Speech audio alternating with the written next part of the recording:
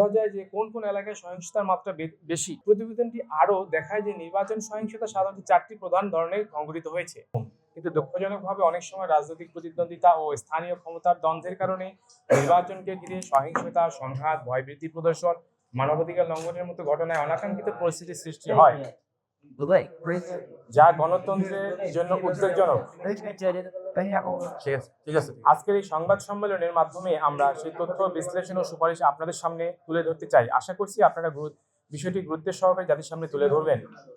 আমাদের এই প্রতিবেদন 10 ডিসেম্বর 2025 সন হতে 16 ফেব্রুয়ারি 2026 সন পর্যন্ত সময়কালে সংঘটিত নির্বাচন সংশ্লিষ্ট ঘটনাবলীর বিশ্লেষণ করা হয়েছে।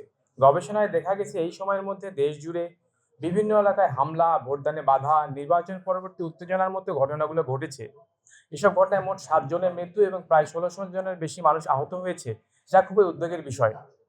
নির্বাচন পূর্ব সময়ে প্রার্থিতা ঘোষণা, মনোনয়ন নিয়ে দলীয় অভ্যন্তরীণ বিরোধ এবং প্রচার প্রচারণা কেন্দ্রিক সংঘর্ষের কারণে উত্তেজনা বৃদ্ধি পায়।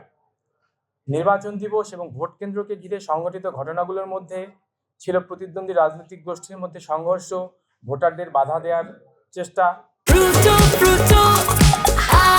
প্রাণ ফ্রুটো, সময় অসময় ফ্রুটোময়।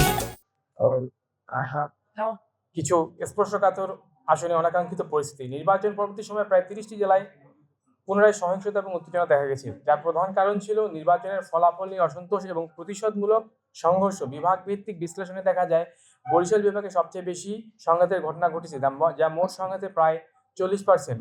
এরপরে রাজশাহী বিভাগে 17.5% এবং পরবর্তীতে ঢাকা বিভাগে 15.2%।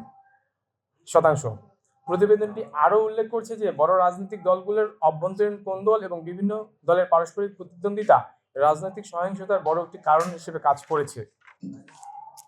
নির্বাচনকে কেন্দ্র করে সারা দেশে আইন শৃঙ্খলা পরিস্থিতি নিয়ন্ত্রণে প্রায় 9,58,000 আইন শৃঙ্খলা বাহিনীর সদস্য মোতায়েন করা হয়েছিল। তাদের উপস্থিতির ফলে সার্বিক পরিস্থিতি বড় ধরনের অস্থিতিশীলতার দিকে যায়নি, তবে কিছু এলাকায় স্থানীয়ভাবে সহিংসতার প্রতিক্রিয়ায় সীমাবদ্ধতা লক্ষ্য করা গেছে।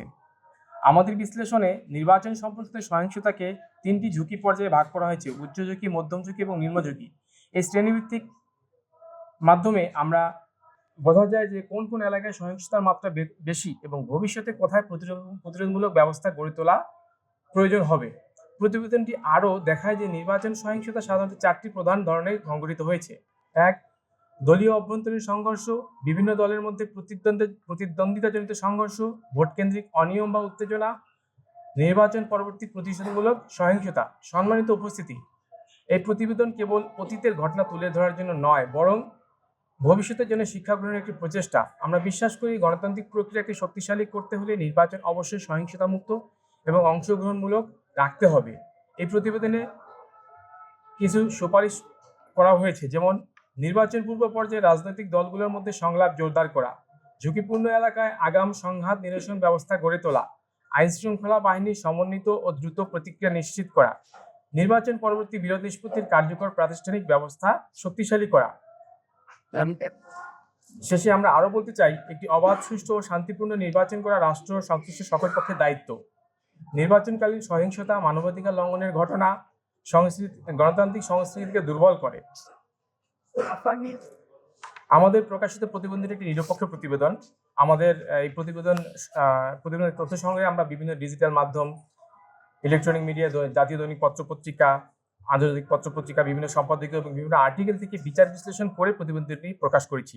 এবং আমাদের এই প্রতিবেদনে বিভিন্ন সরকারি বেসরকারি বিশ্ববিদ্যালয়ের সাবেক বর্তমান ছাত্রছাত্রীবৃন্দ এবং আমাদের আইনজীবী বন্ধুগণ এবং আরও অনেক শুভাকাঙ্ক্ষী সর্বাত্মকভাবে সহযোগিতা করেছে। আমরা তাদের সবাইকে কৃতজ্ঞতা জ্ঞাপন করছি। আমরা ইকুইটাস ফাউন্ডেশন একটি মানবাধিকার সংগঠন, এর পরিবার আজ গর্বিত যে তথ্য ও বিশ্লেষণধর্মী এই প্রতিবেদন আমরা জাতির সামনে উপস্থাপন করতে পেরেছি। আমরা বিশ্বাস করি গণমাধ্যমের দায়িত্বশীল ভূমিকার মাধ্যমে এই বিষয়গুলো জনগণের সামনে সঠিকভাবে তুলে ধরা সম্ভব হবে।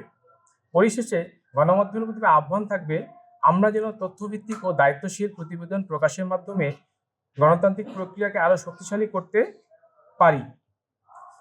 আপনাদের উপস্থিতি ও সহযোগিতার জন্য সবাইকে আন্তরিক ধন্যবাদ।